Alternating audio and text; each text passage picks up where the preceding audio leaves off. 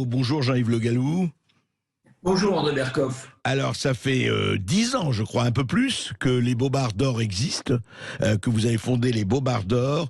Alors dites-moi, cette année, vous les avez décernés, ça a été décerné hier, effectivement. Oui.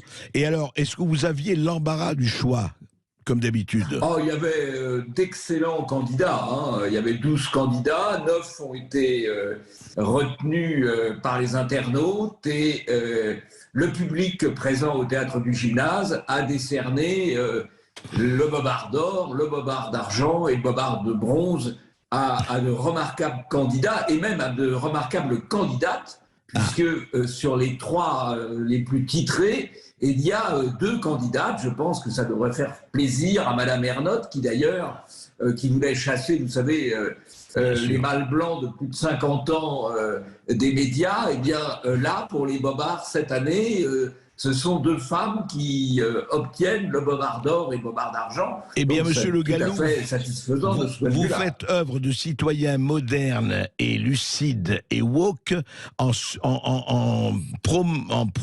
promouvant, comment on dit, en faisant la promotion des femmes et en chassant le mâle blanc, surtout hétérosexuel, de partout. Alors, dites-nous, en fait, alors, commençons par le Bobard de bronze, décerné à qui?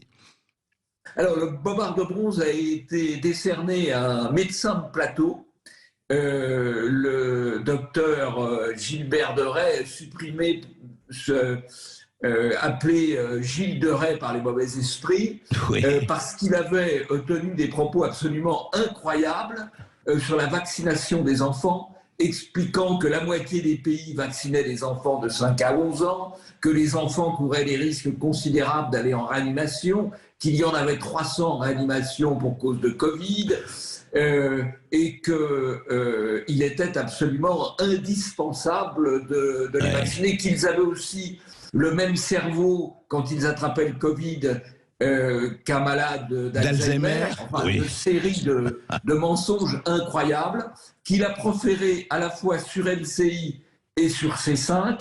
LCI d'ailleurs a corrigé et a fait une mise au point pour Ouais. se séparer de propos aussi invraisemblables. Par contre, la Sainte n'a rien fait. Le docteur Doré a disparu pendant quelques jours des écrans et puis depuis il est revenu pour faire sa propagande Ah absolument, ben. absolument délirante. Le docteur de Ré privé devait redevenir docteur de République, bien sûr. Non, il est vraiment intéressant. C'est un cas intéressant là-dessus. Comparer le cerveau des enfants à celui des malades d'Alzheimer, il fallait le faire. Alors, le Bobard d'argent, Jean-Yves Le Gallou. Alors, le Bobard d'Argent a été décerné à une personnalité tout à fait éminente, puisqu'il s'agit de Madame Ernotte, la patronne de France Télévisions, qui s'est illustrée en déclarant que le pluralisme était la marque de fabrique de la matinale de France Inter, et Oui. sans doute l'un des aspects, l'une des matinales les plus sectaires de tout le paysage audiovisuel français, que c'était aussi la marque de fabrique au sein de France Télévisions, et que le pluralisme, le service public, c'était la marque du pluralisme. Donc elle a vraiment Ouais, fait ouais. un combo de fausses déclarations, facile à établir d'ailleurs. La fausseté de ces déclarations est facile à établir, puisqu'on sait que ces chaînes interdisent un certain nombre de personnalités, ou interdit un certain nombre de personnalités en dehors en tout cas de la campagne présidentielle. On sait aussi, quand on regarde les invités, que c'est totalement le pourcentage de temps accordé à certains invités est sans proportion avec leur représentativité dans le paysage politique. C'est-à-dire que sur France Inter, vous avez 5% entre guillemets accordés aux personnalités dites d'extrême droite, alors que le potentiel électoral, il est entre 30 et 35%. Donc on voit la distorsion. Et puis surtout la distorsion parmi les journalistes qui sont dans l'immense majorité engagés soit à l'extrême gauche, soit à l'extrême centre. Donc dire que le service public, France Télévisions, la matinale de France Inter, c'est le pluralisme, Oui. c'est vraiment se moquer du monde. C'est vrai, surtout que nous payons la redevance, ne l'oublions pas, hein, le service public vit de la redevance, et c'est drôle, parce que ces braves gens qui prônent la diversité ne la prônent absolument pas sur la représentativité des gens, mais au-delà des politiques, c'est intéressant. Comme chacun sait, donc toute la France est soit à l'extrême gauche, soit au centre, le reste n'existe pas.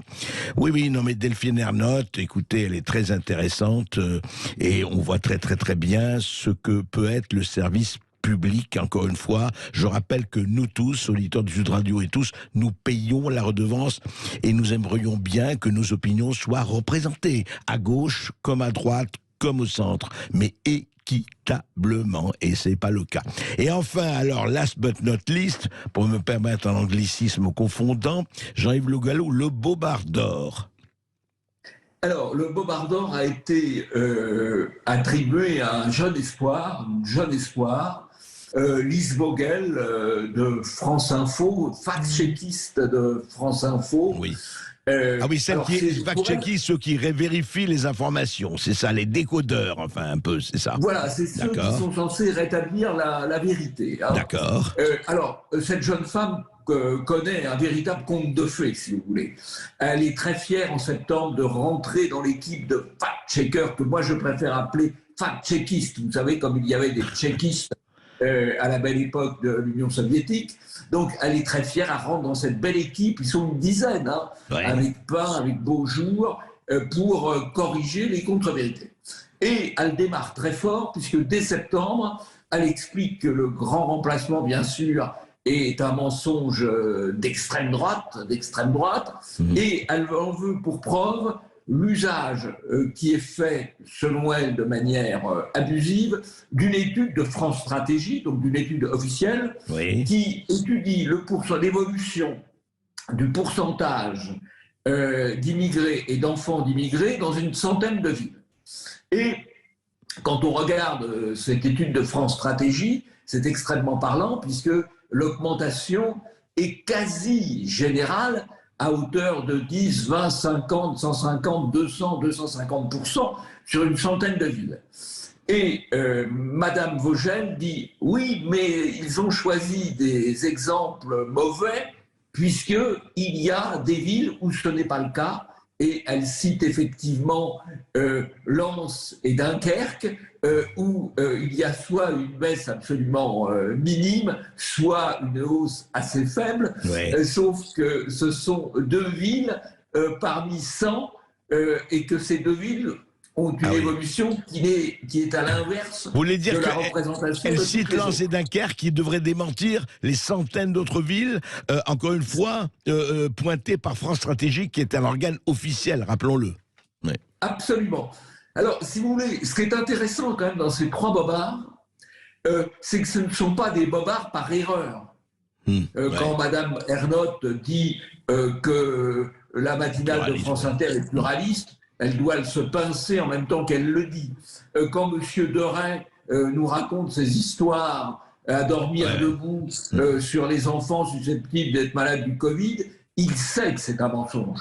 Et quand Mme Vogel, jeune journaliste prometteuse, moi je lui promets un grand avenir dans les médias de grand chemin, prend deux chiffres qui sont exactement à l'inverse d'une centaine d'autres, elle ment délibérément. Et c'est précisément ça la définition du bobard. L'objectif de la cérémonie des Bobards d'or, c'est de récompenser les meilleurs des journalistes, c'est-à-dire ceux qui mentent le mieux pour servir le politiquement correct.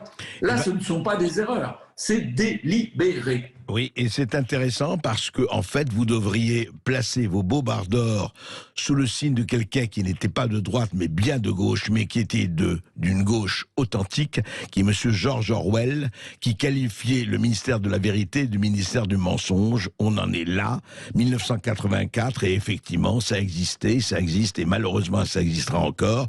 En tout cas, c'est une bonne chose que ces Bobards doivent être considérés dorénavant comme un des beaux-arts. Merci Jean-Yves Le Gallou.